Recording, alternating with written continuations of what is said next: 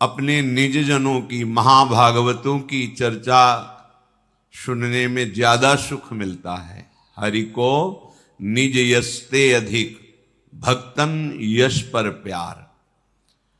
जो भक्तों के, महाभागवतों के, भगवत प्रेमी महात्माओं के चरित्रों का श्रवण करता है तो उसकी भक्ति घनीभूत हो जाती है।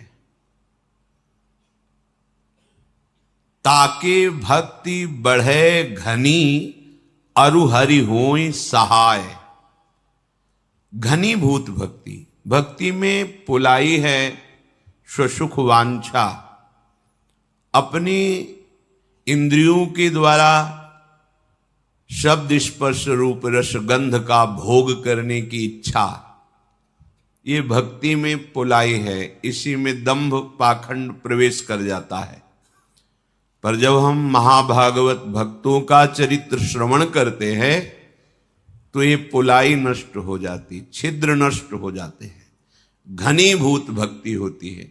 और ये घनीभूत भक्ति जिसके हृदय में होती है, स्वयं श्री हरि हर समय उसकी सहायता में रहते हैं। भगवत पार्षद नहीं, स्वयं भगवान उसकी सहायता में। जहां जहां मेरा भक्त चरण रखे, वहां वहां रखूं हाथ, पीछे पीछे मैं फिरूं, कभी न छाणू साथ। निरपेक्षम मुनिम शांतम, निर्वैरम समदर्शनम, अनुब्रजाम्य हम नित्यम पूजे यत्यंगुरेणु भी। स्वयं भगवान पीछे पीछे उस भक्त के डोलते हैं जिसके हृदय में घनीभूत भक्ति होती है। जैसे बछड़ा आगे चलता है तो पुलकती हुई गाय पीछे भागती है। भक्तन पाछे यूं फिरत ज्यों बछड़ा संग गाय। बस हमारी भक्ति में रंग आ जाए, अनुराग रंग आ जाए, हमारी भक्ति घनीभूत हो जाए। जो हमारे अंतःकरण की मलिनता पूर्व पापाचरण के कारण है और हर समय विक्षेप बना रहता है भजन में, वो पाप प्रवृत्ति अंदर जो मूल में वासना रूप से बैठी है, इन सब का विनाश भक्तों की कृपा से हो जाता है। अजहू सोच विचार के, गई भक्तन पद ओट। हरि कृपाल सब पाछली, क्षमी है तेरी खोट। विचार करके देख लो, तुम्हारे बनाए तुम्हारी बनने वाली नहीं। तो तुम भक्तों के चरणों की ओट ले लो, तो जो तुम्हारे पूर्व के कर्म तुम पर आक्रमण करने के लिए तैयार हैं, बच जाओगे। और हरि ऐसी कृपा करेंगे, पीछे सारे कर्म संस्कारों को भस्म कर देंगे। भक्त चरण धरि भाव, तरत भव सिंधु अगाधा। भक्त चरणों का आश्रय लेने वाला सहज में इस अगाध अपार माया में संसार समुद्र से पार हो जाता है। महाभागवतों के चरित्र सुनने से हमारे हृदय में विशाल भक्ति का प्रादुर्भाव होता है। 12 महाभागवतों में भीष्म जी महाराज बड़े ही महामहिम प्रभु श्री कृष्णचंद्र के अनन्य भक्त हैं। और ऐसी सत्य निष्ठा किसी भगवत स्वरूप महात्मा में ही पाई जाती, अन्यथा नहीं। अमोघ वचन, जो निश्चय कर लिया वो प्राणपन से निर्वाह किया, जिनके जीवन में सत्य ही सत्य है। कल आप प्रसंग सुन रहे थे, शास्त्रों अश्वमेध यज्ञ, राजसू यज्ञ आदि करके तपोधन महाभिष नाम के राजा ब्रह्मलोक को प्राप्त हुए। ब्रह्मलोक सभा में वो विराजमान थे। भगवती गंगा जी पधारी तो वायु देवता ने उनके अंचल को खिसकाया, जिससे समस्त वहां विराजमान ब्रह्म सभा में अपनी ग्रीवा झुका ली। पर महाभिष गंगा जी को देखते रहे और गंगा जी महाभिष को। इसलिए ब्रह्मा जी ने उन दोनों से कहा कि तुमने ये मानुषिक वृत्ति धारण की, ये ब्रह्मलोक सभा में विराजमान के अंदर ऐसी वृत्ति नहीं होती, इसलिए तुम मनुष्य लोक में जाओ। मनुष्य बनो जाकर। पीछे वर्णन किया था कि ये सब गंगा जी का ही रचा हुआ विधान था, क्योंकि अष्टवसुओं ने वशिष्ठ जी के शाप से मनुष्य लोक में जन्मने की बात गंगा जी से प्रार्थना की थी कि मुझे और कोई साधारण स्त्री अपने गर्भ में धारण नहीं कर सकती, हे मां आप कृपा करो और मुझे अपने गर्भ में धारण करो।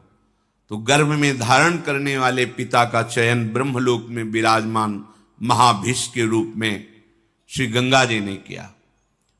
वही भूतल पर प्रतीप राजा के पुत्र महाराज शांतनु के रूप में प्रकट हुए ब्रह्मलोकवासी महाभीष राजा। यम यम कराभ्याम स्पृशति जीर्णम सा सुखमश्नुते पुनर्युवाच भवति तस्मात् तम शांतनुम विदु इति तदस्य शांतनुत्वम। बड़े बड़े ब्रह्म ऋषियों ने इनके प्रभाव को ज्योतिष के द्वारा देखा। यम यम कराभ्याम स्पृशति, जिसको ये छू लेंगे हाथ से तो जीर्णम सा सुखमश्नुते, भले उसकी जीर्ण अवस्था हो वो तुरंत जवान हो जाएगा और सुखपूर्वक पूरा जीवन रहेगा, उसे कभी अशांति छू नहीं सकती, परम शांति बनी रहेगी। इसीलिए इति तदस्य शांतनुत्वम, इनका नाम शांतनु रखा गया। बड़े ही प्रभावशाली बाल्यावस्था से ही थे। जब इनकी नौ किशोर अवस्था थी तो महाराज प्रतीप ने अपने पास बैठाल करके कहा कि मुझे जब मैं तपस्या कर रहा था हरिद्वार में तो एक देवी प्रकट होकर मेरे से बात कही थी कि जब तुम्हारा पुत्र यौवन अवस्था को होगा तो मैं समीप जाऊंगी, पर वो हमसे कभी कोई प्रश्न ना करे, वो तुम्हारे कल्याण के लिए है। ध्यान रखना, तुम्हें यदि कभी दिव्य सुंदरी नवयुवती मिले और तुम उसके रूप से प्रभावित हो जाना तो जान लेना ये वही सुंदरी है। पर यच्च कुर्यान्न तत्कर्म सा पृष्ठव्या त्वया नघ मन योगाद भजंतीम ताम भजेथा इत्युवाचतम। वो जो कार्य करे कभी प्रश्न मत कर देना, कभी पूछ मत लेना कि तुमने ऐसा क्यों किया। यदि तुम पूछ लोगे तो उसी समय वो तुम्हारे पास से चली जाएगी। मेरी आज्ञा है। वो कौन है, क्या कर रही है, कहां से आई है, कहां को जाएगी, ये कोई प्रश्न तुम्हारे नहीं होने चाहिए, ये मेरी आज्ञा है। ऐसा शांतनु जी को प्रतीप उनके जो पिता थे उन्होंने समझाया और उसी समय उनको राज्याभिषेक करके एकांत जंगल में निरंतर भजन करते हुए भगवान को प्राप्त हुए। बुद्धिमान, परम प्रतापी, परम तपस्वी राजा शांतनु देवराज इंद्र के समान तेजस्वी थे। एक दिन प्रजा रक्षा के लिए रुग्ण और हिंसक, जिनके जीवित रहने पर प्रजा में संक्रामक रोग फैल सकता है, ऐसे पशु और जो घोर हिंसा स्वभाव वाले हैं, ऐसे पशुओं को प्रजा रक्षा के लिए मारने के लिए वो वन में जाया करते थे। एक दिन उन्होंने गंगा के किनारे ही भ्रमण कर रहे थे, देखा अपने तेज कांति से मानो कई सूर्य एक साथ उदय हो गए हों। ऐसी तेजस्विनी नवयुवती सुंदरी लक्ष्मी जी के समान ऐश्वर्य और सुंदरता से युक्त धीरे धीरे महाराज शांतनु के समीप आ रहे। उनके सारे अंग निर्दोष गौर वर्ण, ऐसा मोहिनी सुंदर रूप, उस पर बड़ी ही दिव्य साड़ी धारण किए हुए, देखते ही राजा शांतनु का शरीर स्तब्ध हो गया। ऐसा रूप तो कहीं सुना भी नहीं था जैसा रूप देखा।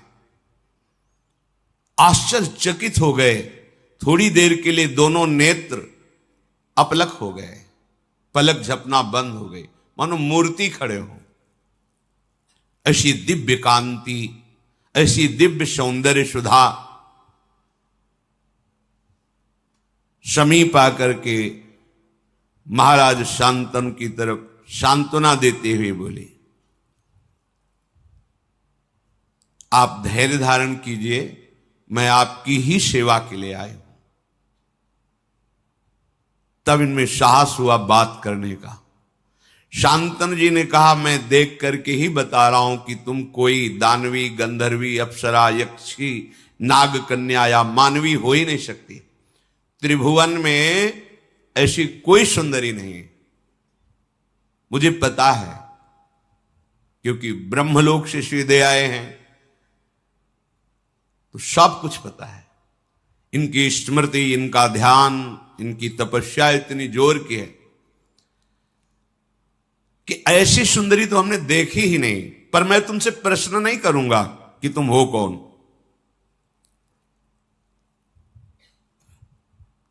बस मेरी याचना है कि मैं आपका संग चाहता हूं।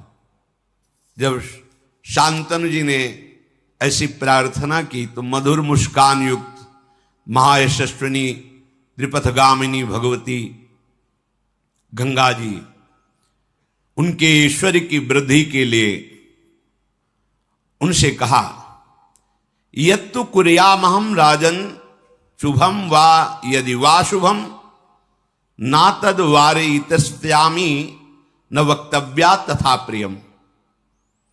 मैं आपका संग स्वीकार करती हूं, आप इस योग्य हैं, पर मैं कभी बुरा से बुरा करूं या भला से भला करूं, आप कभी प्रश्न नहीं करेंगे। कार्य में आप रोकेंगे नहीं, किसी कार्य में मुझे कभी अपरिवचन नहीं बोलेंगे। जिस समय अपरिवचन या कोई प्रश्न, उसी समय मैं आपसे विलग हो जाऊंगी। निश्चय मेरी ये शर्त है, यदि आप स्वीकार करें तो फिर मैं आपका संग स्वीकार करती हूं। तथेति सा सदा तूक्ता तदा भरत सत्तमो प्रहर्ष मतुलम लेभे प्राप्यतम पार्थिवोत्तमम। शांतनु जी ने कहा, तथास्तु, जैसा तुम चाह रहे हो वैसे ही हमारे आचरण होंगे, हम तुम्हारी शर्त स्वीकार करते हैं। महाराज शांतनु भगवती गंगा जी को रथ पे विराजमान करके उनकी राजधानी हस्तिनापुर में उस महल में जैसे देवराज इंद्र का महल, ऐसे महल, उसमें देवी गंगा जी को विराजमान किया। जितेंद्रिय महाराज शांतनु ब्राह्मणों को बुलाकर स्वस्ति वाचन कराया। जो पिता का आदेश जैसा था कि कुछ पूछना नहीं, कुछ नहीं पूछा, आदेश कर दिया, शास्त्रीय विधान के अनुसार इस देवी से पाणी ग्रहण संस्कार में करूंगा। जो देवराज इंद्र के समान प्रभावशाली और महाभाग्यशाली, ऐसा कौन भाग्यशाली होगा जिन गंगा जी को भगवान शंकर मस्तक पर धारण करते हैं, त्रिभुवन जिनके नाम और आचमन अवगाहन से निष्पाप होकर भगवान की प्राप्ति करता है, जो मूर्तिमान ज्ञान, वैराग्य और भक्ति का स्वरूप है गंगा जी, क्योंकि भगवान के श्री चरणों से इनका प्रादुर्भाव हुआ है। कैसा दिव्य सौभाग्य कि जिन गंगा जी का स्मरण, अवगाहन, दर्शन बड़े भाग्य से होता है, वही गंगा जी इनको अर्धांगिनी के रूप में प्राप्त हुई। महाराज शांतनु ने शास्त्र मर्यादा के अनुसार पाणी ग्रहण किया। कुछ समय के बाद एक पुत्र प्रकट हुआ। बड़ा महल में आनंद उत्सव मनाया जाने लगा। अभी आनंद उत्सव हो ही रहा था कि देवी गंगा जी ने उस पुत्र को लिया और चल पड़ी अपनी धारा की तरफ, और वहां जाकर कहा, ऐ वत्स, तुम्हें पता होना चाहिए तुम वशु हो। वशिष्ठ जी के शाप से तुम मनुष्य लोक में आए हो। मैं तुम्हें ज्यादा यहां टिकने नहीं दूंगी, जाओ तुम अपने वशु स्वरूप को प्राप्त करो। ऐसा कह के अपनी धारा में डाल दिया, तुम्हें मैं शाप से मुक्त करती हूं। और बड़ी प्रसन्न मुद्रा में फिर महल लौट आए। महाराज शांतनु भारी असंतुष्टता को प्राप्त हुई कि प्रथम बालक और इसने हत्या कर दी बालक की, पर कुछ बोले नहीं। दूसरा बालक हुआ, वही प्रक्रिया। 7 बालक प्रकट हुए, 7 को गंगा की धारा में प्रवाहित कर दिया जीवित। जब 8वां बालक गर्भ में आया,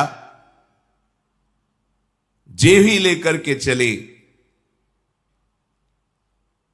अथैनामष्टमे पुत्रे जाते प्रहसतीमिव उवाच राजा दुःखार्तः परीक्षन् पुत्रमात्मनः। जेवी चली तो महाराज शांतनु पीछे से, ये क्या तू अमंगल कर रही, कौन है तू? ऐसी तो कोई मां नहीं देखा हमने सृष्टि में जो प्रकट होते हुए अपने बालक को नष्ट कर दे। मावधि कश्य काशित किम हिनत्सि सुतानिति पुत्रग्नि सुमहत पापम संप्राप्तम ते सुगर्हितम। अय बालकों का वध करने वाली सुंदरी, तू कौन है? किसकी कन्या है?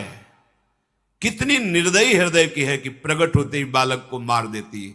अय पुत्र घातिनी, अब तुझे अपना परिचय देना होगा।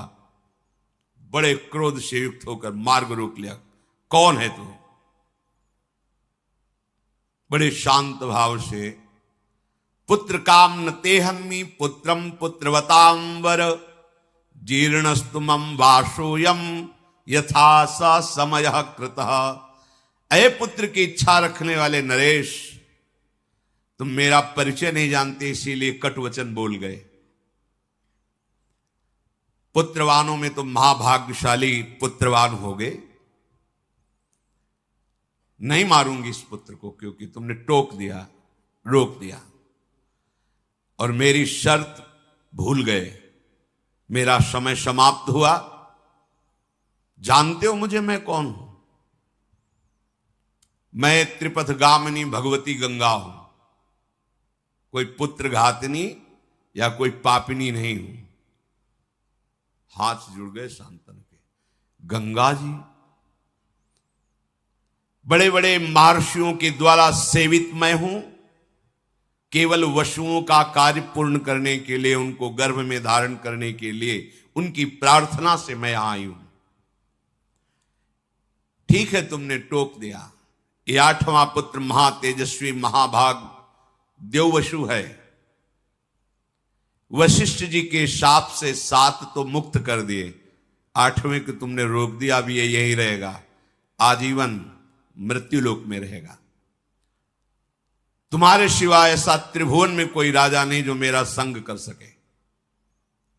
तुम वशुओं के पिता हो।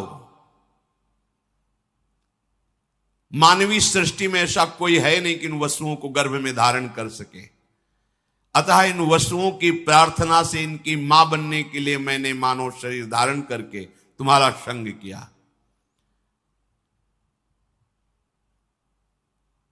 मैंने पहले ही कह दिया था वशुओं से कि तुम्हारे जन्म होते ही तुम्हें मैं मुक्त कर दूंगी। ये वशु हैं, कोई और नहीं है। मैं पुत्र घातिनी नहीं हूं, इनको शाप से मुक्त किया है। महान व्रत का पालन करने वाले तुम्हारे इस पुत्र को मैं भी तुम्हारे पास नहीं छोड़ूंगी।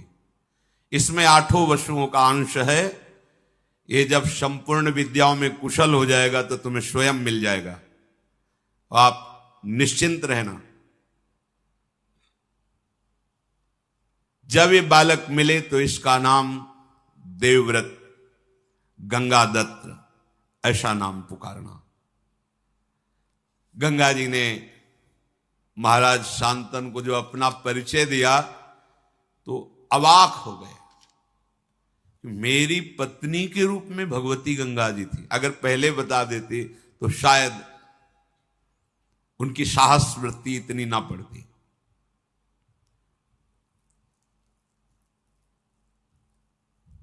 महाराज बहुत उदास हो गए। देखते ही देखते पुत्र सहित गंगा जी अंतर्धान हो गई। सासमा षोडशाष्टौ च चतस्त्रोष्टौ तथा पराः रतिमप्नावन स्त्रीषु बभूव वन गोचरः। 16, 8, 4, 8 36 वर्ष तक गंगा जी के वियोग में वहीं वन में ही अधिक समय व्यतीत करते महाराज शांतनु। वही गंगा जी का ध्यान, उन्हीं का स्मरण। भारी वियोग हृदय में हुआ, क्योंकि जब परिचय मिला तो अंतर्धान हो गई। 36 वर्ष। एक दिन विचरण कर रहे थे, देखा गंगा की धारा प्रवाहित होती हुई रुकने लगी। विचार किया कि ऐसा कैसे हो सकता है। आगे बढ़े तो देखा विशेष रूपवान, बलवान, आचारवान, तेजस्वी एक बालक अपने धनुष में प्रत्यंचा चढ़ाकर बाणों से गंगा की धारा को रोक दिया है। लौकिक अलौकिक समस्त अस्त्रों की कलाएं उसमें विराजमान हैं। बल, धैर्य, वीर, पराक्रम, महारथी वीरता, ये सब उसमें झलक रही। महाराज शांतनु ने देखा। महाराज शांतनु इतने आकर्षित हो गए, उन्हें पता नहीं कौन है। जब नजदीक की तरफ बढ़े तो बालक देख के ही अंतर्धान हो गया। बड़े विस्मय में पड़ गए कि ऐसा तेजस्वी बालक अभी तक हमने नहीं देखा, जो बाणों से गंगा की धारा को रोक दे। बहुत चिंतित थे। इतने में देखा कि भगवती गंगा जी उस बालक को हाथ से पकड़े हुए सामने आई। बड़ा दिव्य रूप पहले से भी अधिक प्रकाशित गंगा जी का है, क्योंकि इनके संग के लिए ही अपने रूप की गरिमा को कम किया था, तब ऐसा रूप था। अब तो दिव्य रूप गंगा जी का। दिव्य अलंकारों से विभूषित देवी गंगा उस बालक को सामने लाई और कहा, ये वही आपका 8वां पुत्र है जिसके लिए आपने मुझे कटुवचन बोले थे, रोका था और मैं लेकर के अंतर्धान हुई थी। पुरुष सिंह त्रिभुवन में इसके समान कोई अस्त्रवेत्ता नहीं, शास्त्रों का ज्ञान रखने वाला और शस्त्रों का ज्ञान रखने वाला। इसे मैंने बड़ी दिव्यता से पालन पोषण किया है। यह अब आपका पुत्र है। ये महर्षि वशिष्ठ से 6 अंगों सहित समस्त वेदों का अध्ययन करके ब्रह्मबोध हो चुका है। महाराज वशिष्ठ जी योग वासिष्ठ नामक पूर्ण ब्रह्मबोध कराने में समर्थ ग्रंथ है योग वासिष्ठ। ये अस्त्र विद्या का महान पंडित, महान धनुर्धर और युद्ध में देवराज इंद्र को भी परास्त करने की सामर्थ्य रखने वाला बालक है। देवता असुर कोई भी त्रिभुवन में ऐसा नहीं जो इसके सामने टिक सके। नीति को भगवान शुक्राचार्य जी से हमने शिक्षा दिलाई है और देवदानों वंदित भगवान बृहस्पति जी से इसने शास्त्र ज्ञान प्राप्त किया है। ब्रह्म ज्ञान वशिष्ठ जी से प्राप्त किया है। महाबाहु महात्मा ये पुत्र अंग और उपांगों सहित पूर्ण रूप से प्रतिष्ठित है। जमदग्नि नंदन महर्षि भगवान परशुराम जी का ये शिष्य है। अस्त्र विद्या में उनके समान ही है। मैंने पूर्ण करके इस पुत्र को तुम्हें दिया है।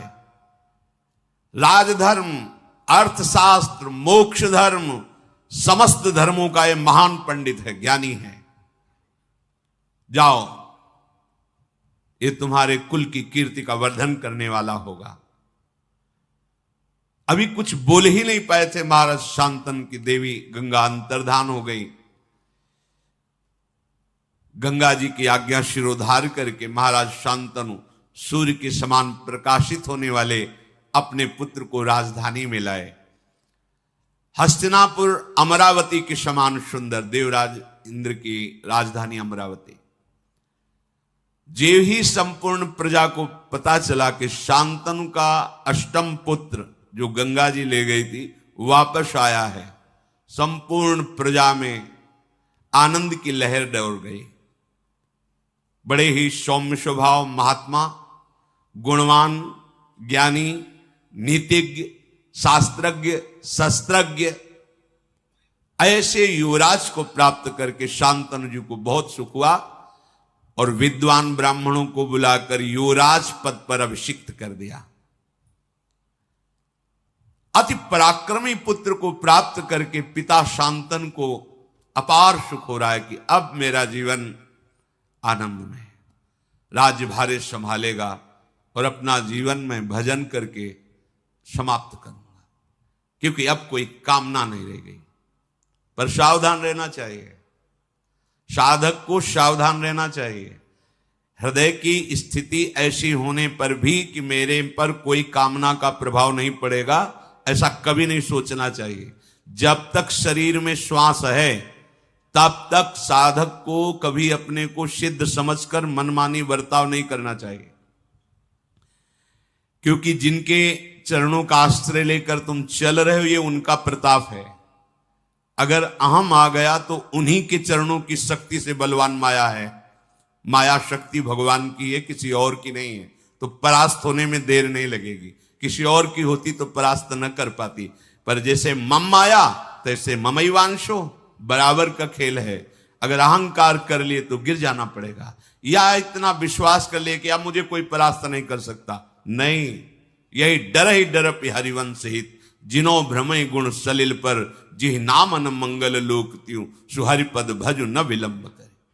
डरते रहो कभी कोई हमारी वृत्ति को चुरा न ले। जो एक एक वृत्ति हम अपने आराध्य देव श्यामा श्याम के चरणों में समर्पित करते उसे कोई चुरा न ले। महाराज शांतनु पूर्ण काम होकर युवराज पद पर वो विराजमान, और सब शास्त्रों का शस्त्रों का ज्ञान, बड़ी प्रसन्नता है। आगे चलकर ये सम्राट पद पर बैठे और अब वो एकांत सेवन करने लगे। एक दिन उनको ऐसी सुगंध आई कि खींचे चले गए उस सुगंध में, घ्राणेन्द्र में 4 योजन तक सुगंध जाती थी, योजन गंधा। खिंचते हुए उस सुगंध को लक्ष्य करके जब पहुंचे तो वहां देखा एक नौका में मूर्तिमान मानो सुंदरता विराजमान हो, ऐसे एक देवी विराजमान है। श्याम नेत्र हैं, किशोर अवस्था है। देखते ही महाराज का चित्त जो कह रहा था कि अब तो पूर्णता है, अब कुछ नहीं चाहिए, बदल गया। कश्य तुमश काचासी किमचा भीरु चिकीर्षसी, तुम कौन हो, किसकी पुत्री हो और यहां नाव में कैसे बैठी हो? चक्रवर्ती सम्राट है। खड़ी हो गई आसन से, नाव से प्रणाम किया और कहा, राजन आपका सदैव मंगल और कल्याण हो। मैं निषाद की कन्या हूं और मेरे महामनस्वी निषाद जो पिता हैं वो बिना शुल्क लिए यहां से आने जाने वाले ऋषियों की या जो भी आए जाए निशुल्क हम नौका की सेवा करती हैं। जैसे ये बोला महाराज शांतनु तो बिक गए, शब्द सुनकर, रूप देख करके, क्योंकि यही भगवान श्री कृष्ण उदयपान व्यास देव जी की माता है। भगवान का अवतार हो चुका है उनके गर्भ से। आगे स्वयं वर्णन करेंगे। अभी नौ यौवन अवस्था में प्रवेश हुआ था कि भगवान पाराशर जी नदी से पार जाने के लिए नाव में बैठे, तो मस्तक पर देखा कि इसका तो संयोग है और इसके गर्भ से मेरे अंश से भगवान का प्रादुर्भाव होने वाला है। भगवान व्यासदेव जी भगवान श्री हरि के अवतार हैं। उनका देवी मैं दिव्य दृष्टि से देख रहा हूं कि इसी समय तुम्हारे गर्भ से भगवान का अवतार होगा। उनका भगवान अभी तो मैं यौवन अवस्था को भी प्राप्त नहीं हुई हूं। तत्काल उनके अंदर यौवन अवस्था का आविर्भाव हो गया। भगवान मेरे शरीर से मछली की सी दुर्गंध आती है। तत्काल योजनों सुगंध से आकृष्ट, अभी आए ना महाराज शांतनु, सुगंध ही सुगंध। महाराज दिन का प्रकाश है, भारी कोहरा पैदा कर समर्थ भगवान पाराशर जी। महाराज अगर गर्भ हुआ तो हमसे फिर ब्याह कौन करेगा? कन्याओं में, पंच कन्याओं में तुम पवित्र कन्या रहोगी, महाराज गर्भ तो धारण करना पड़ेगा। नहीं, इसी समय प्रकट होगा, गर्भ भी नहीं धारण करना पड़ेगा। भगवान पाराशर जी की कृपा से उसी समय श्री कृष्ण द्वैपायन भगवान व्यासदेव जी का और प्रकट होते ही मृगचर्म कमंडल हाथ में लिया और प्रणाम किया। ऐसे नहीं कि प्रकट हुए बच्चे हो, पाराशर जी बच्चा लेके चले, ऐसे नहीं, कमंडल लिया और बोले मां जब कभी आवश्यकता हो तब याद मात्र कर लेना, मैं आपकी सेवा में उपस्थित हो जाऊंगा। श्री कृष्ण द्वैपायन भगवान व्यासदेव जी की मां है। राजा शांतनु को ऐसा पूर्व का कुछ पता नहीं, और पाराशर जी ने तत्काल जो कन्या स्वरूप वही प्रकट कर दिया था। शांतनु उनके रूप, माधुर्य, सुगंध और वाणी भगवान व्यासदेव की मां है। सुनते ही मुग्ध हो गए, जैसे गंगा जी पर।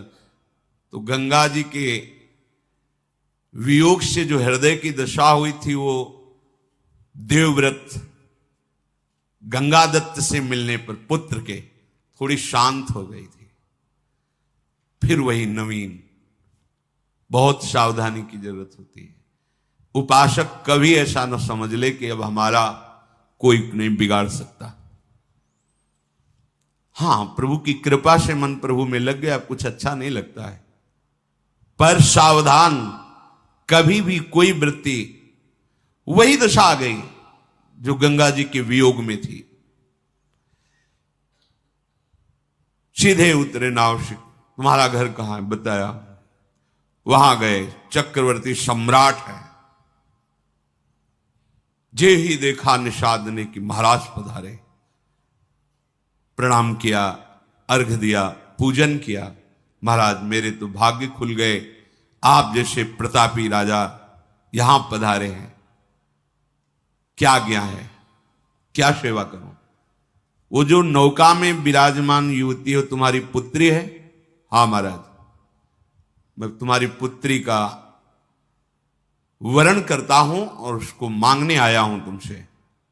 महाराज, ओहो, मुझे चिंता थी कि इतनी सुंदर पुत्री का वरण कौन, किसके साथ करूंगा, मेरे पास तो धन नहीं, संपत्ति नहीं। भगवान ने मेरी बात सुन ली। आप जैसा तेजस्वी, आप जैसा महान सम्राट स्वयं मांगने आया, ये तो मेरी पुत्री का भाग्य और मेरा भी भाग्य है। परंतु आप राज्य के अधिकारी मेरी पुत्री के नहीं, पुत्री का अधिकार मेरे हाथ पर है। तो अब मैं जैसा कहूंगा वैसा आपको करना होगा, तब आपको पुत्री मिलेगी। राजा के रूप में आपका स्वागत कर लिया, पर पुत्री मांग रहे हो तो उसके लिए मेरे पास शर्त है। उस शर्त को पूरी करो और पुत्री को ले जाओ।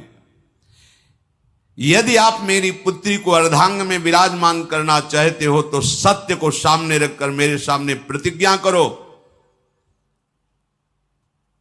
कि इससे जो संतान होगी वही हस्तिनापुर के सिंहासन पर विराजमान होगी। शांतनु ने कहा, ऐसा कभी नहीं हो सकता। मैं गंगा पुत्र देवव्रत के स्थान को किसी को नहीं दे सकता। तुरंत वहां से चल दिए। अब हृदय में वही विरहाग्नि जो गंगा जी के अंतर्धान होने पर हुई थी। अब बोल सकते नहीं किसी से, हृदय जल रहा है एकांत में, बस कि अब क्या करें, कोई उपाय नहीं। देवव्रत युवराज पद पर है और पूर्ण समर्थ है, मैं उनके भाग्य पर ऐसा नहीं कर सकता कि वो राजा ना बने और इसका पुत्र राजा बने, कभी नहीं कर सकता। अपने सुख के लिए ऐसा कभी नहीं कर, दुचित हो गए। इधर ये भाव और उधर उस रूप और वाणी को सुनने के बाद बिक गए महाराज शांतनु। रोज का रोज शरीर बीमार होने लगा, अस्वस्थ होने लगे महाराज शांतनु। देवव्रत ने एक ही दृष्टि में देखकर पहचान लिया कि कोई आंतरिक विषय है जिस पर महाराज अस्वस्थ हो रहे हैं। जाकर के प्रणाम किया और कहा, पिताश्री आपका कुशल मंगल। भूमंडल का क्या कोई ऐसा भी नरेश है जो आपकी आज्ञा का पालन नहीं कर रहा? आप आदेश कीजिए, अभी मैं उसको परास्त करके आपके चरणों में। या कोई आपकी ऐसी आंतरिक दुख वृत्ति है जो आप किसी को बता नहीं सकते? अब आपका मौन रहना ठीक नहीं, आपके स्वास्थ्य के लिए आप चक्रवर्ती सम्राट पद पर हैं, आपको बोलना ही होगा, आपको हमसे बात करनी होगी।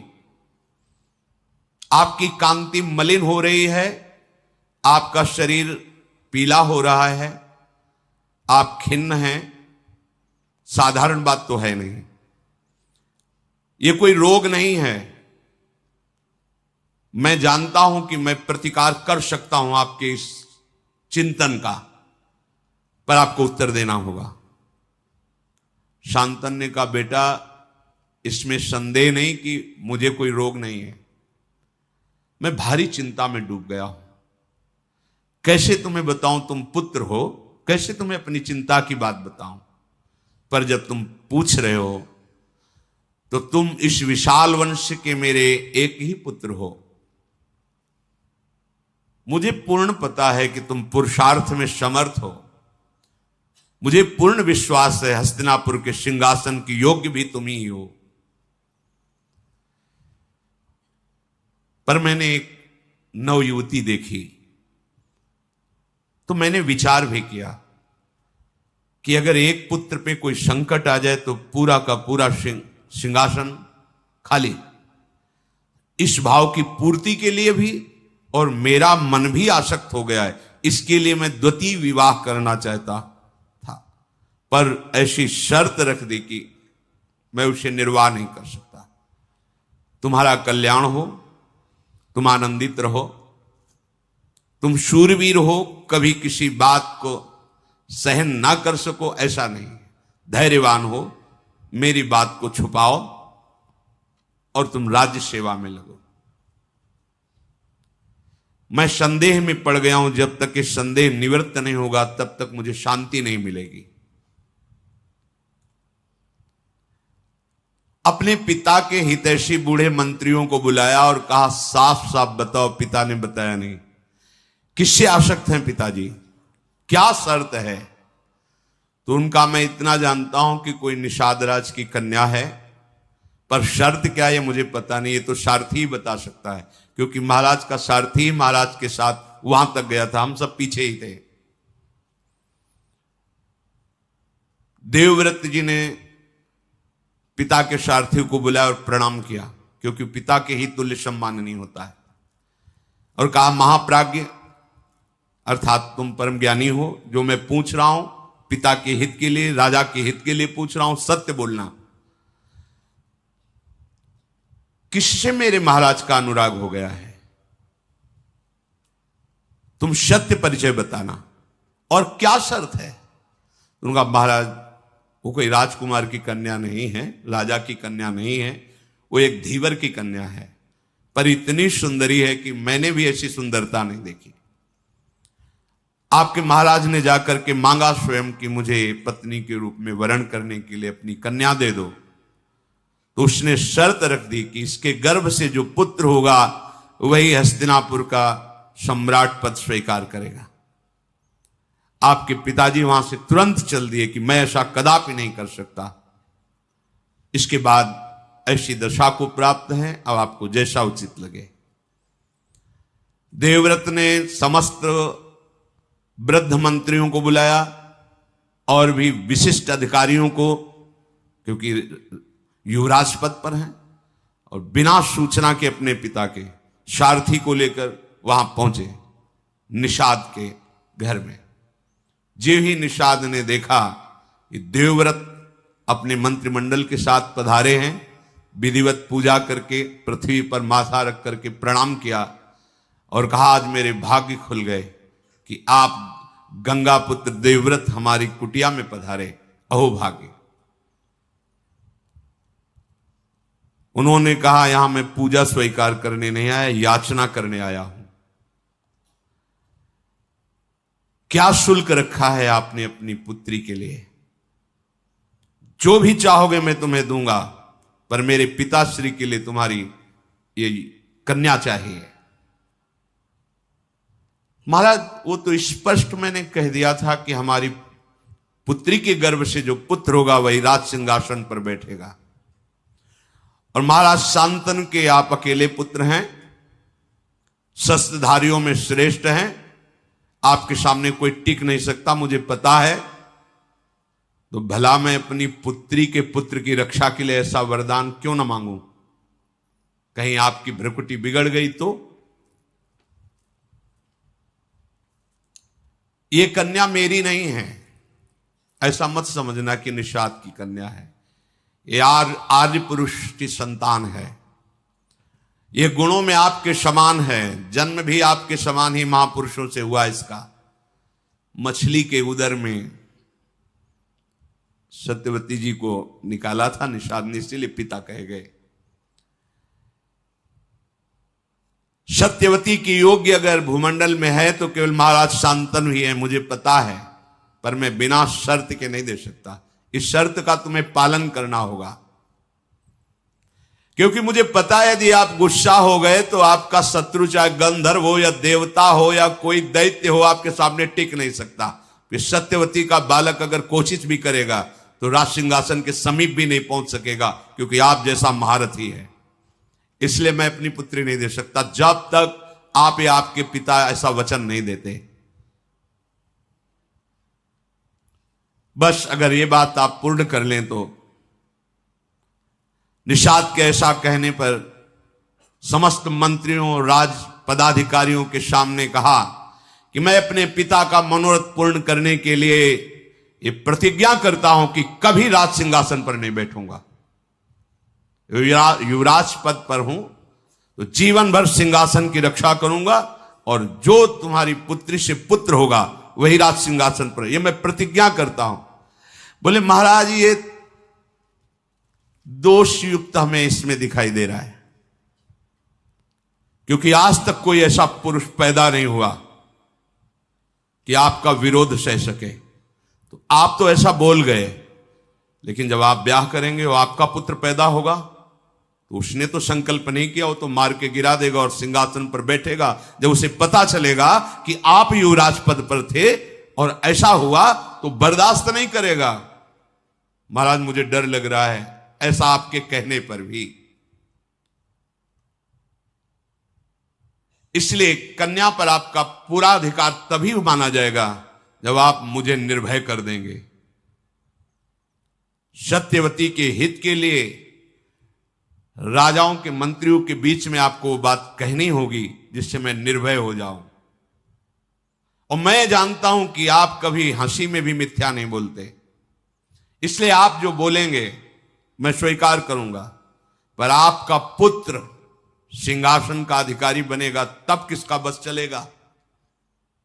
निषाद राज के अभिप्राय को समझकर सत्य धर्म में तत्पर रहने वाले देवव्रत ने अपने पिता का प्रिय करने की इच्छा से बड़ी ही कठोर प्रतिज्ञा की, जो किसी देवता, किसी दैत्य, किसी मानव ने आज तक नहीं की अपने पिता के लिए।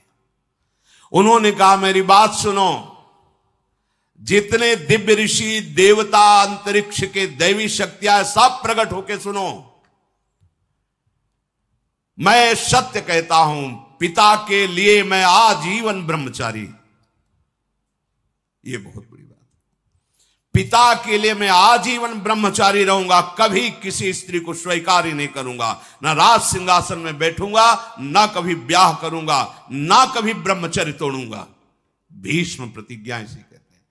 समस्त देवी देवता ऋषि मुनि इसके साक्षी बने कि आज अभी तक तो ब्रह्मचारी है, आजीवन ब्रह्मचर्य रहूंगा, कभी राज सिंहासन पर नहीं बैठूंगा, अपने पिता के सुख के लिए। महाराज जे ही भीष्म जी ने आजीवन अखंड ब्रह्मचर्य के व्रत की प्रतिज्ञा की, तो बड़े बड़े ऋषि मुनि देवता सब, ततो अंतरिक्ष अप्सरसो देवा सप्त ऋषि गणास तथा अव्यवर्षंत कुसुमैर भीष्मोप्यमित चाब्रवन। जय हो भीष्म प्रतिज्ञा करने वाले देवव्रत भीष्म की जय हो। आज से तुम्हारा नाम भीष्म पड़ेगा। और पुष्पों की वर्षा ऋषियों ने, देवताओं ने, अप्सराओं ने की। ये भयंकर प्रतिज्ञा आज तक किसी ने नहीं की, भीष्म जी ने। इसलिए आज से तुम्हारा नाम भीष्म पड़ेगा। अब तो कोई शब्द ही नहीं रह गया था। निषाद कन्या से बोले, मां रथ पर विराजमान होइए। रथ पर बैठा करके ले चले। उन सत्यवती जी को जब महाराज शांतन के समीप लाए, तो जैसे मछली को जल में छोड़ दे तो नवीन प्राण आ जाते हैं, ऐसे देखकर पर आश्चर्यचकित होकर के बोले, जिसे मैं नहीं ला पाया उसे तुम कैसे ले आए? राजमंत्रियों ने बताया, महाराज ऐसी इन्होंने प्रतिज्ञा कर ली। आंखों में अश्रु आ गए शांतनु जी के, मेरे लिए इतना बड़ा त्याग। जाओ, मैं आशीर्वाद देता हूं, मृत्यु तुम्हारे वश में होगी। जो त्रिभुवन को वश में रखती मृत्यु, वो तुम्हारे वश में होगी। जब चाहोगे तब शरीर छोड़ोगे, नहीं चाहोगे तो तुम्हारे शरीर को मृत्यु स्पर्श ही नहीं कर सकती। मृत्यु विजयी स्वच्छंद मृत्यु का वरदान दिया। नते मृत्यु प्रभाविता यावत जीवित मिच्छसी त्वत्तो हनुज्ञाम संप्राप्य मृत्यु प्रभाविता नग। हे पुत्र, जब तक तुम नहीं चाहोगे तब तक तुम्हारे शरीर को मृत्यु छू ही नहीं सकती। मृत्यु विजयी होने का वरदान महाराज शांतनु ने दिया। सत्यवती जी महातपस्वी चेदिराज वसु की पुत्री हैं। पालन निषाद राज ने किया। शांतनु ने ज्योतिषाचार्यों से जान करके कि ये विशुद्ध वसु की कन्या है, शास्त्रीय विधि से विवाह किया। महल में विराजमान हुए।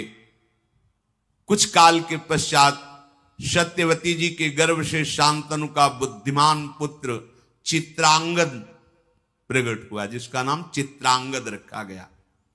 बड़ा ही पराक्रमी, श्रेष्ठ पुरुषों में सम्माननीय। शांतनु ने फिर दूसरा पुत्र प्रकट किया, जिसका नाम विचित्रवीर्य हुआ।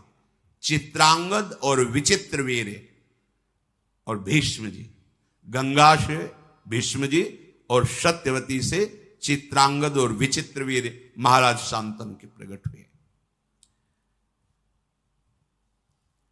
अभी विचित्रवीर्य यौवन अवस्था को भी नहीं प्राप्त हुए थे। महाराज शांतनु भगवत चिंतन करते हुए अपने शरीर को पूर्ण किया, अर्थात उनकी जीवन लीला समाप्त हुई।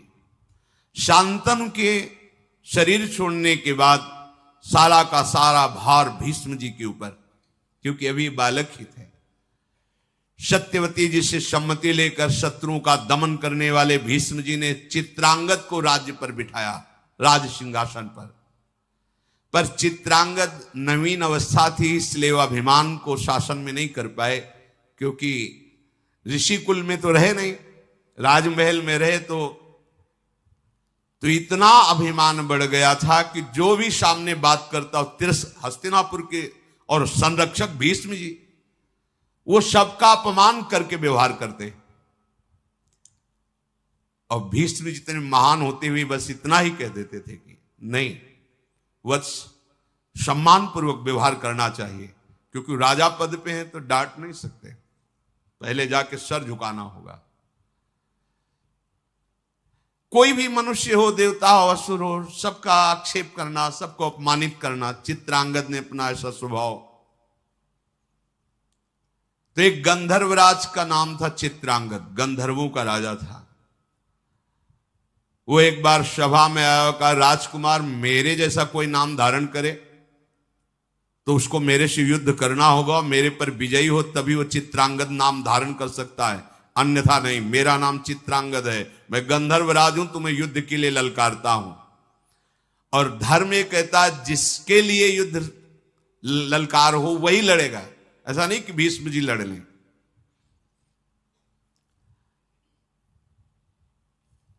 सभा से सम्मति पास हुई और कुरुक्षेत्र में चित्रांगद राजकुमार और गंधर्वराज चित्रांगद का युद्ध हुआ। अब वो माया युद्ध का स्वामी चित्रांगद जो गंधर्वराज है, मार डाला चित्रांगद राजकुमार को। कुछ नहीं कर सकते क्योंकि द्वंद्व युद्ध है, ऐसा नहीं कि उसमें बचाव पक्ष या भीष्म जी अस्त्र चला दे, नहीं, धर्म कहता है ऐसा। अगर द्वंद्व युद्ध में जिसको ललकारा गया है और उसने ललकार स्वीकार किए तो वही निर्णय करेगा, वो मारे गए। अब तो हस्तिनापुर में बड़ी शोक की लहर छा गई। चित्रांगद के मारे जाने पर शांतनुनंदन भीष्म जी ने उनकी अंत्येष्टि क्रिया कराई। विचित्रवीर अभी बालक ही थे, पर सत्यवती जी से सलाह करके मंत्रियों से उनको राज सिंहासन पर अभिषेक किया, राजा के पद पर विराजमान किया। भीष्म जी आज्ञा के अधीन रह करके सिंहासन की पूर्ण रक्षा, बैठे केवल वो बालक ही तो हैं। चित्रांगद के मारे जाने पर विचित्रवीर अभी बहुत छोटे थे, पर राज्य का भार अर्थात सिंहासन पर उन्हें विराजमान किया गया। भीष्म जी रक्षा करते। अब धीरे धीरे नवकिशोर अवस्था आई। सत्यवती जी ने कहा कि भीष्म इनके ब्याह की व्यवस्था तुम्हें करनी पड़ेगी, क्योंकि प्रायः ये बात थी कि निषाद कन्या से महाराज शांतनु ने ये पुत्र प्रकट किए, तो जैसे कोई बड़े बड़े राजा लोग स्वयंवर करते तो प्रायः निमंत्रण आदि के लिए। भीष्म जी से सत्यवती जी ने कहा कि इनके ब्याह की व्यवस्था करनी होगी। गुप्तचरों ने बताया कि काशी में स्वयंवर की रचना हो रही है, काशी राज की तीनों कन्याएं स्वयंवर में वर का वरण करेंगी। भीष्म जी ने माता सत्यवती से कहा कि मुझे ही जाना पड़ेगा। आज्ञा ली। महारथियों में श्रेष्ठ शत्रु विजयी भीष्म अकेले सारथी को लेकर के वाराणसी पहुंचे और स्वयंवर सभा में जब प्रवेश किया तो बहुत से राजा बैठे हुए थे, सब देख के तालियां बजा के हंस दिए, वाह बाल ब्रह्मचारी। अब ब्याह का मन हुआ है, क्योंकि स्वयंवर में तो वही आएगा जिसका ब्याह का। अरे भाई, हम तो बड़ा सम्मान करते थे कि शांतनुनंदन भीष्म की अमोघ प्रतिज्ञा है, और ये क्या हुआ, ये तो यहां स्वयंवर में ब्याह करने के लिए आ गए। और खूब हंसी मजाक राजाओं ने। जब ऐसी हंसी उड़ाने लगे तो भीष्म जी बड़े धर्मात्मा थे। कहा कि तुम लोगों की निर्लज्जता से हमें कोई फर्क नहीं पड़ता है, तुम व्यर्थ में उपहास मत करो। मैं हस्तिनापुर सिंहासन की तरफ से आया हूं, महाराज विचित्रवीर के लिए इन कन्याओं को स्वयंवर से अपहरण करके ले जाऊंगा। तुम में जिसकी सामर्थ्य हो, तो मैं हस्तिनापुर की तरफ से हूं। मैं अपने लिए स्वयंवर में नहीं आया, मैं हस्तिनापुर सिंहासन की तरफ से आया हूं। सिंहासन में विराजमान महाराज विचित्रवीर के लिए इन कन्याओं को मैं बलपूर्वक अपहरण करके ले जाऊंगा। तुम में जिसकी सामर्थ्य हो मुझसे युद्ध करे। मैं धर्म के अनुसार हर कार्य करता हूं। सभा में भीष्म जी ने कहा, कई प्रकार के विवाह होते हैं जिनको मुझे पता है, मैंने धर्म शास्त्रों का गुरुजनों से स्वाध्याय किया है। कन्या को यथाशक्ति वस्त्राभूषणों से विभूषित करके गुणवान वर को बुलाकर उसे कुछ धन देकर उसके साथ ब्याह करना, ब्राह्मणों की उपस्थिति में उसे ब्राह्म विवाह कहते हैं। और धन नियत करके कन्यादान करना, धन ले करके कन्यादान करना, उसे आसुर विवाह कहते हैं। बलपूर्वक कन्या का अपहरण करना, उसे राक्षसी विवाह कहते हैं। और वर और कन्या की ही परस्पर केवल अनुमति से विवाह होना गांधर्व विवाह कहलाता है। अचेत अवस्था में पड़ी हुई कन्या को उठा ले जाना और विवाह कर लेना, उसे पिशाच विवाह कहते हैं। कुछ लोग वर और कन्या को एकत्र करके स्वयं उनसे प्रतिज्ञा कराते हैं कि हम दोनों गारस्थ धर्म का पालन करेंगे। फिर कन्या का पिता दोनों की पूजा करके अलंकार युक्त कन्या का वर के लिए दान करता है। ये प्राजापत्य विवाह कहलाता है। कुछ लोग आर्ष विधि करके ऋत्वज को कन्या देते हैं। इस प्रकार विवाहित होने वाले दैव विवाह की रीति से वो पत्नी प्राप्त, इसे दैव विवाह कहते हैं।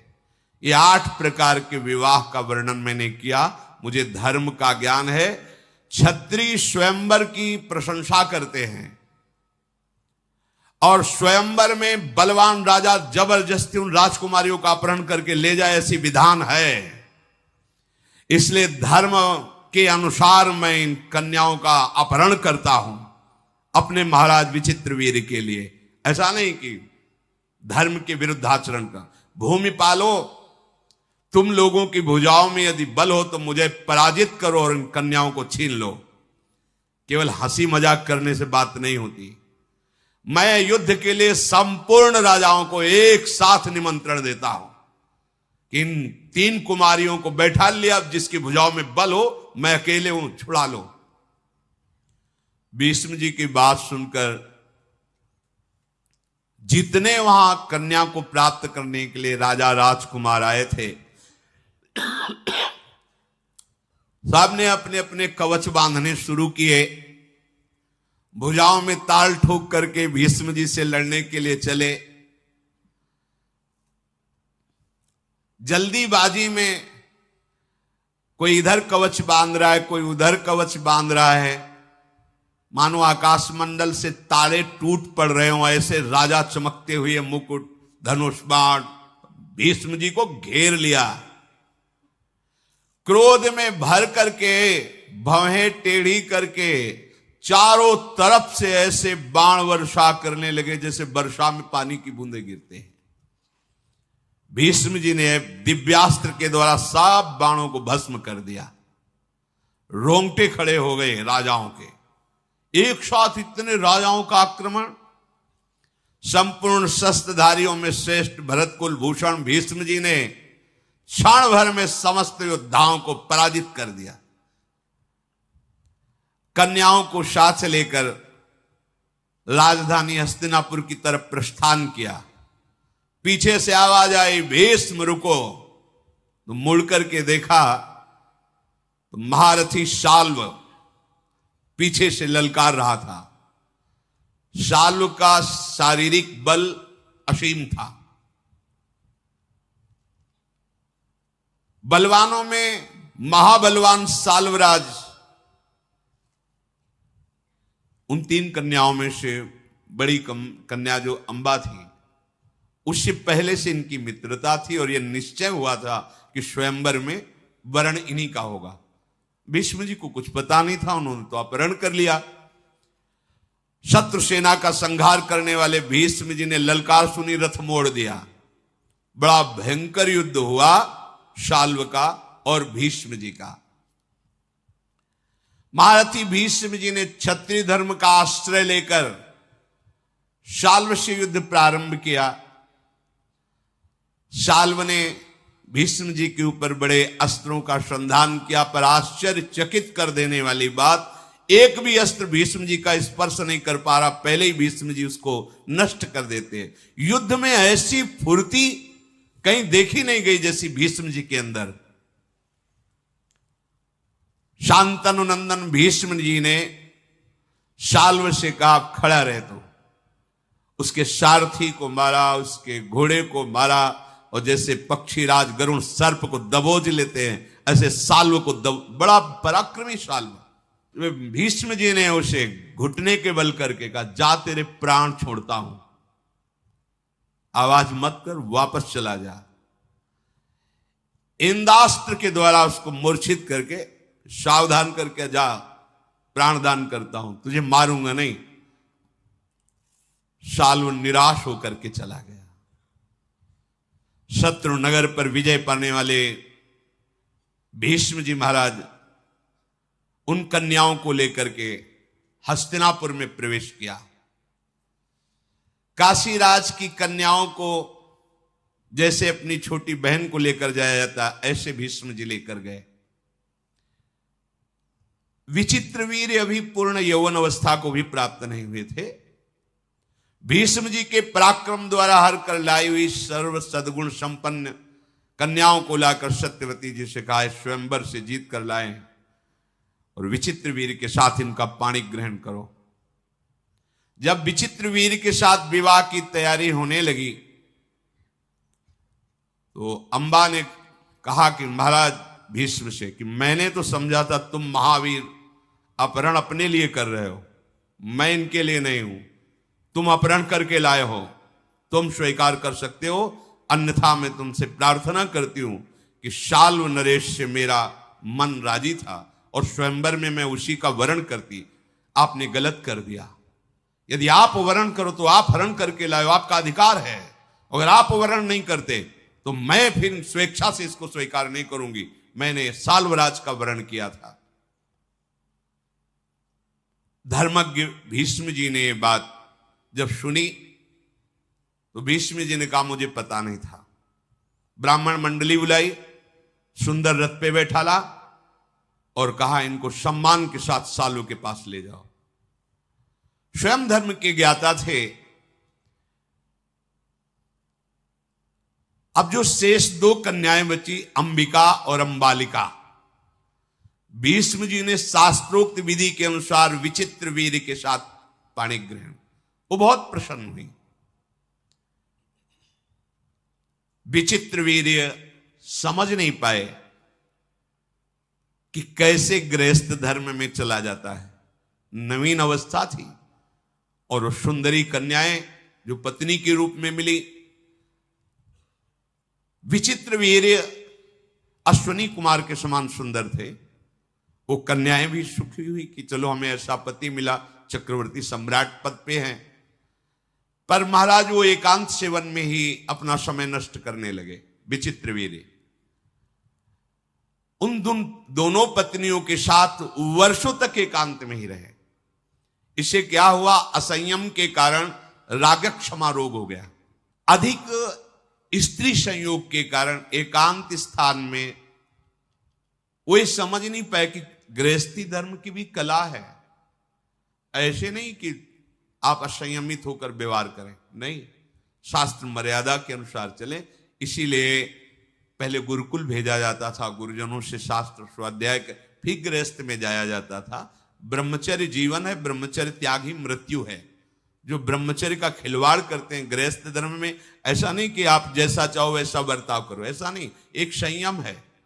ब्रह्मचर्य ही जीवन है और ब्रह्मचर्य नाश ही मृत्यु है। ये चक्रवर्ती सम्राट पद पर है, किसी भी तरह की कोई असुविधा नहीं।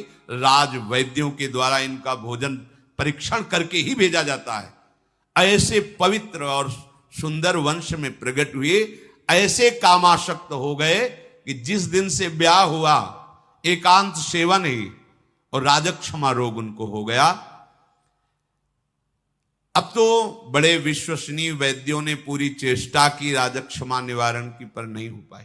देखो, एक मन अन्न पाने पर 40 किलो सब भोजन, जब 40 किलो भोजन हमारा लीवर पचाता है तो एक बार संतान उत्पन्न करने योग्य ब्रह्मचर्य पुष्ट होता है, एक बार।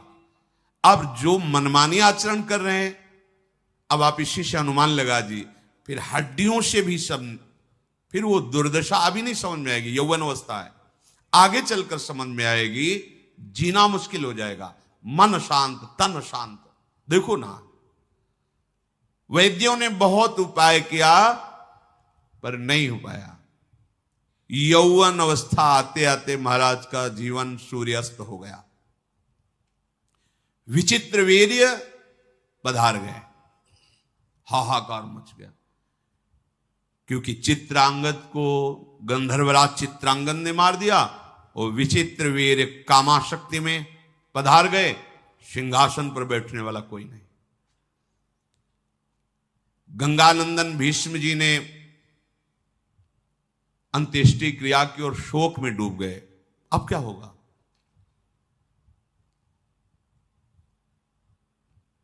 सत्यवती जी भीष्म जी से कहा,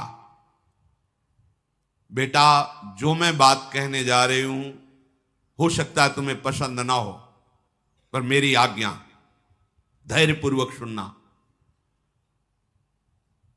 तुम शास्त्र और शस्त्र दोनों के ज्ञाता हो, पितृकुल मातृकुल दोनों के रहस्य को जानने वाले हो।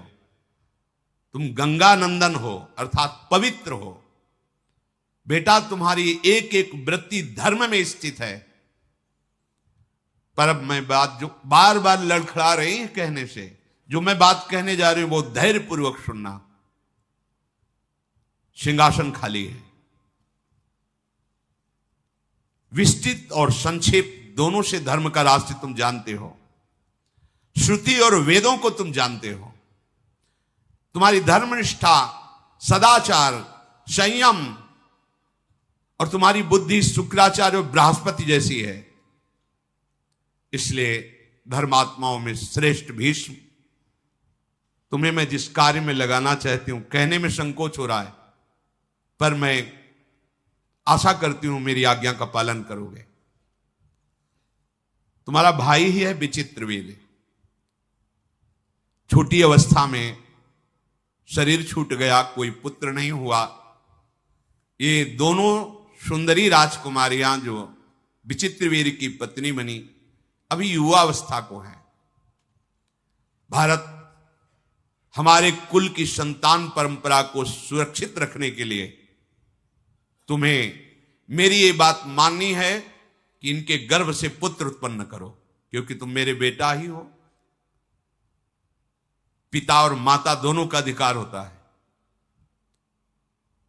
पिता शांतनु, तुम्हारी मां गंगा, तो उन्हीं के समान मैं हूं। सत्यवती जी ने कहा, महाबाहो विचार करके ये धर्म कार्य है, तुमको ऐसा करना चाहिए। अभिषेक कराओ, सिंहासन पर विराजमान हो और आगे के लिए संतान उत्पन्न करो। बड़े बड़े विद्वानों मंत्रियों के बीच में सत्यवती जी ने ऐसी बात कही। धर्मात्मा भीष्म जी ने कहा, मां तुम्हारा कहना बनता है, परंतु मैं राज्य के लोभ से क्या बात, मैं कभी जीवन में अपने ब्रह्मचर्य को खंडित नहीं कर सकता। तीनों लोगों का राज्य प्राप्त हो रहा तो भी मैं तिलक नहीं लगवा सकता सिंहासन के लिए। जो प्रतिज्ञा की किसी भी स्थिति में नहीं तोड़ सकता। तीनों लोगों का राज्य, देवताओं का साम्राज्य और समस्त सुख एक साथ मेरे सामने आ जाए तो भी मेरी सत्य प्रतिज्ञा को तोड़ने असंभव, ऐसा नहीं हो सकता। मैं प्राण त्याग सकता हूं, सत्य को नहीं। यह महाभागवत की स्थिति, सत्य को नहीं।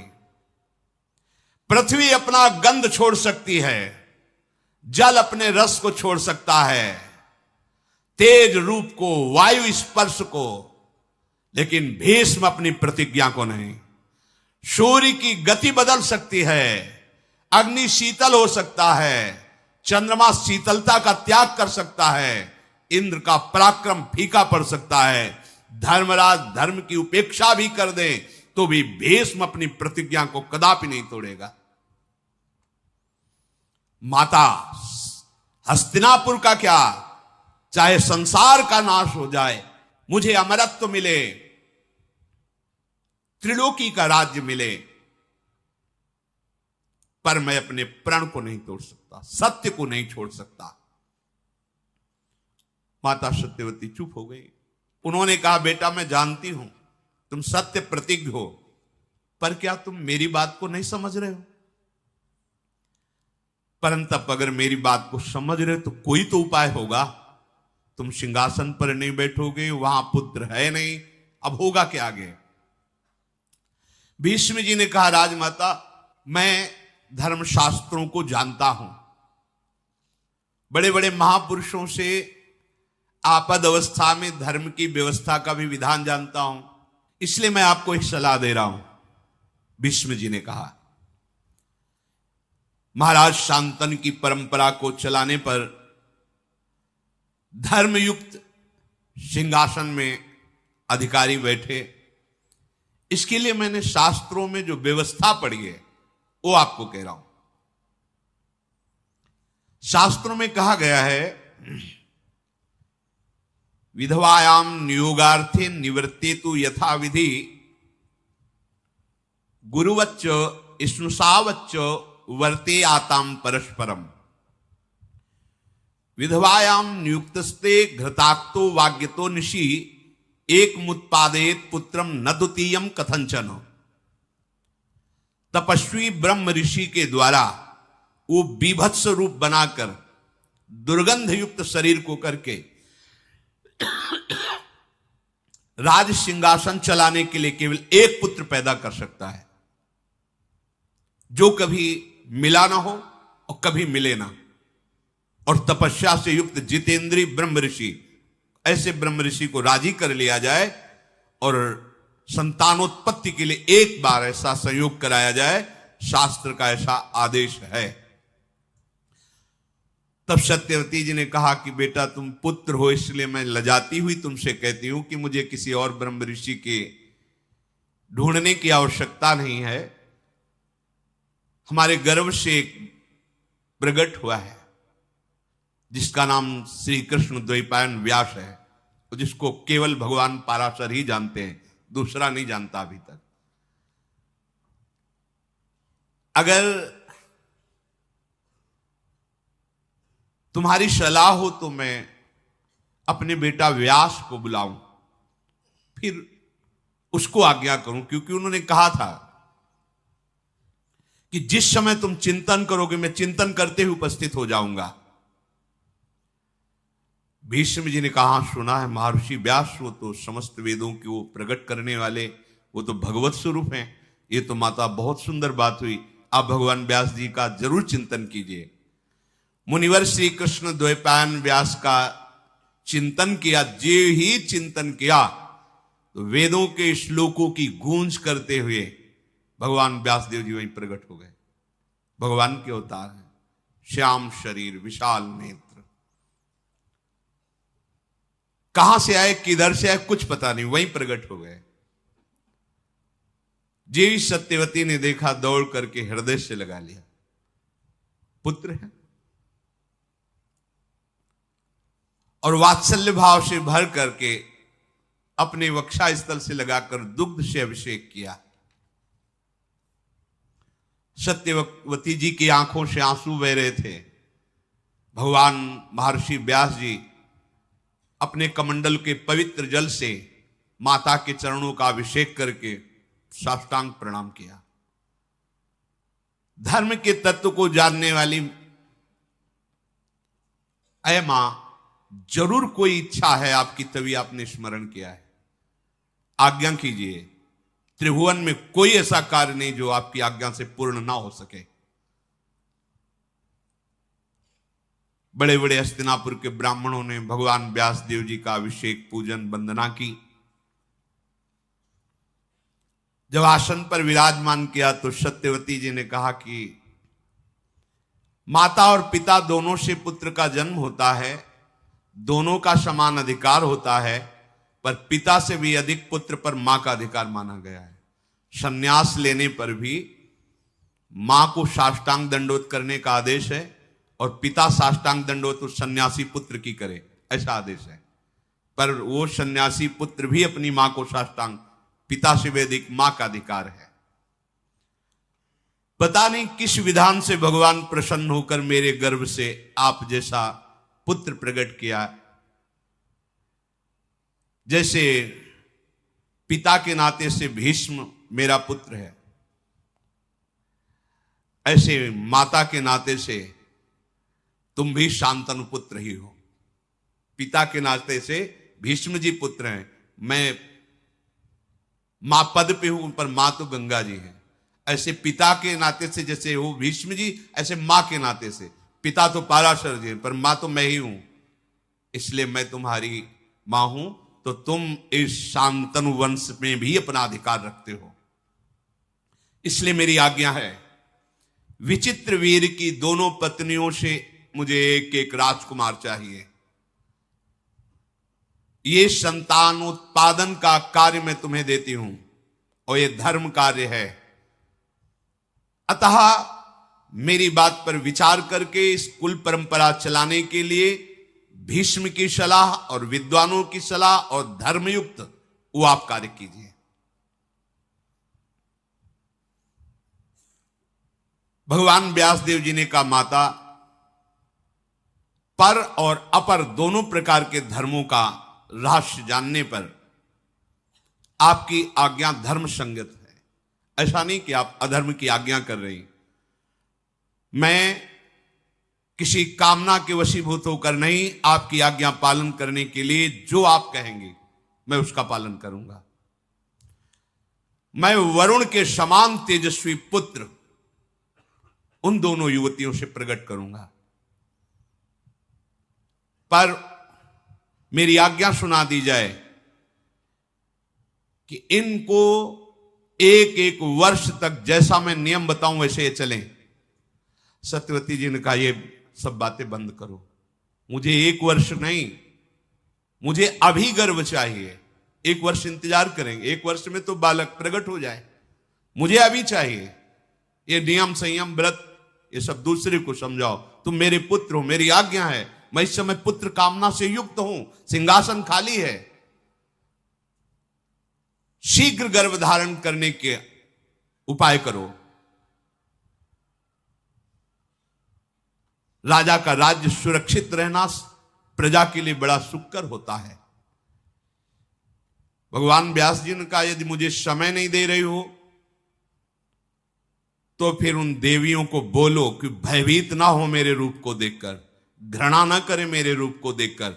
मैं ऐसा भयावना रूप रखकर उनके सामने जाऊंगा, बस उनको फिर या तो संयम में रहे, जो नियम व्रत बताए, और अगर नहीं अभी तो फिर मेरा ऐसा स्वरूप होगा कि वो भय न धारण करे। मेरे गंध, मेरे रूप, मेरे वेश और मेरे शरीर को देखकर भयभीत होना, घृणा करना, ये सब आएगा, पर वो ऐसा ना करें, आप संभालो। ऐसा कहने के बाद महातेजस्वी मुनिश्रेष्ठ व्यास जी भगवान सत्यवती से शुद्ध वस्त्र श्रृंगार धारण कराओ और उनको बैठा लो। सत्यवती जी ने अंबिकाम्बालिका को पुष्ट किया कि हमारे ही पुत्र हैं, भगवान व्यासदेव जी हैं, सामने आएंगे, तुम्हें भयभीत नहीं होना, तुम्हें घृणा नहीं करनी, उनका इतना भी विभत्स रूप बना के आएंगे। बहुत तैयार किया, राज सिंहासन पर बैठने के लिए अधिकारी चाहिए।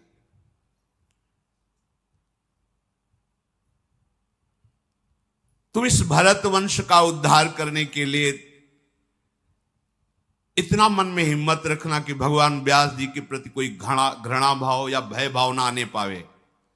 धर्म का आचरण करने वाली सत्यवती जी ने अपनी वधुओं को तैयार किया। भगवान व्यासदेव जी पधारे, सत्यवती फिर गई और कहा, सावधान, भयभीत मत होना, घृणा मत करना। भीष्म आदि बड़े बड़े सब महारथी पवित्र ब्राह्मण जन सब भगवत चिंतन कर रहे हैं कि भगवान राज सिंहासन के योग्य जो पुत्र चाहिए वो भगवान व्यासदेव जी की कृपा से वो भयभीत ना हो जाए। सत्यवादी भगवद अवतार महर्षि व्यास जी अंबिका के महल में गए, शरीर से दुर्गंध फैला दी। जैसे ही प्रवेश करें दुर्गंध पूरे महल में उनके शरीर से, ऐसा घृणित घी ये सब ऐसे लगा कि दूर से ही घृणा पैदा। वो राजकुमारियां ऐसा भयावह रूप, बस केवल दीपक का प्रकाश, कोई और प्रकाश नहीं। दीप वैसे ही कृष्ण वर्ण, श्याम वर्ण, वैसी बीभत्स रूप। व्यास जी के शरीर का रंग, उनकी जटाएं, आंखें दीपक किलो में पिंगल वर्ण की तेजस्वी आंखें चमक रही, दुर्गंध वैसे ही आ रही। वो भयावह रूप देख करके, भय से युक्त होकर के अंबिका ने आंखें बंद कर ली। व्यास भगवान बाहर निकले। सत्यवती जी ने आकर पूछा, बेटा अंबिका को गर्भधारण होगा, उनके राजकुमार होगा? तो उन्होंने कहा, माता 10,000 हाथियों का उसकी भुजाओं में बल होगा, बड़ा विद्वान होगा, राजर्षियों में श्रेष्ठ होगा, परम सौभाग्यशाली होगा, महापराक्रमी होगा, अत्यंत बुद्धिमान होगा, पर आंखों से अंधा होगा।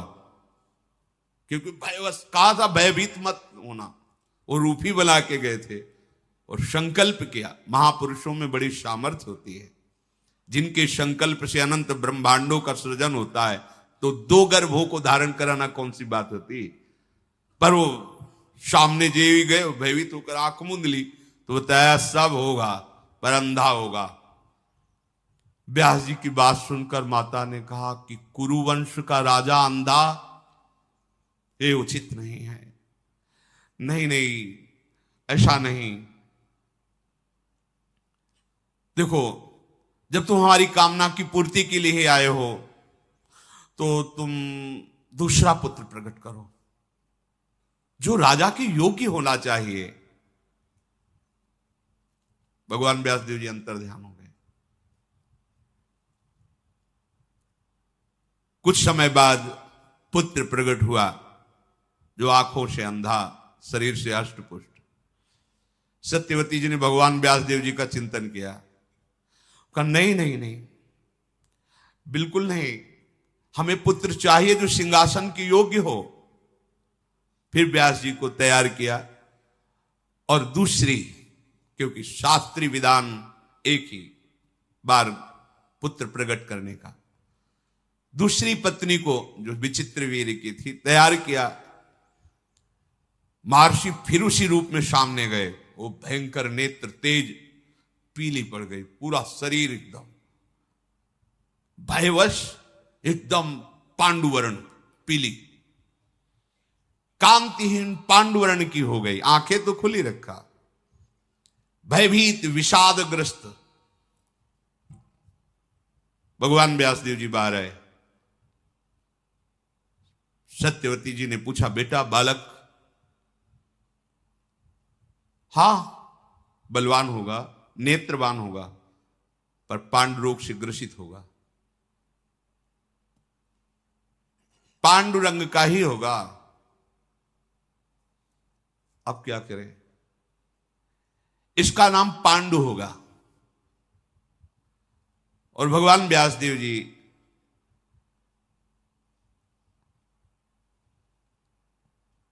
देखो, भगवान की लीला का स्वरूप पहले से संबोधन कर रहे थे, भय मत करना, घृणा मत करना, वैसा स्वरूप। सत्यवती जी ने भगवान व्यासदेव जी से कहा, एक और पुत्र प्रकट कर दो। तो उनका मां धर्म के विरुद्ध नहीं, तो उनका बेटा, मां का आदेश सब धर्मों के ऊपर होता है। समझो मेरी बात, मां का तो इतनी सामर्थ्य होती है ना, वो सर्व धर्मों को प्रकट करने वाली है। इसलिए तुम मेरी बात मानो। महर्षि ने कहा, यद्यपि एक ही पुत्र का शास्त्र आदेश करता है, 2 पत्नियां थी, दोनों के पुत्र हो गए, पर आप अपने मातृ धर्म के बल पर हमें आदेश करती हैं, तो तथास्तु, हमने वचन दिया, जैसी आप आज्ञा करोगी वैसा हम पालन करें। बड़ा बल होता है माता की आज्ञा में। भगवान शंकराचार्य जी जब सन्यास लेने के लिए, तो माता की अनुमति के बिना सन्यास नहीं लिया जाता। जाओ, वो भले दुखी मन से कहे, पर उसकी शब्दावली होनी चाहिए, आज्ञा होनी चाहिए। माता ने आज्ञा ही नहीं दी तो भगवान शंकराचार्य जी ने एक लीला रची। गंगा स्नान करने गए तो माया से मगरमच्छ प्रकट कर दिया। वो भगवान शंकराचार्य जी को बोले माँ माँ मगरमच्छ खा रहा है। अब वो भयो वृद्धा थी, उनका बेटा कैसे बचोगे? बोले सन्यास के लिए हाँ कह दो तो ये छोड़ देगा। बोले हाँ ले लेना बेटा सन्यास। मगरमच्छ अंतर ध्यान अनुमति हो गई। बाहर निकली, उनका बेटा हमारी आज्ञा है, कोई दूसरा है नहीं।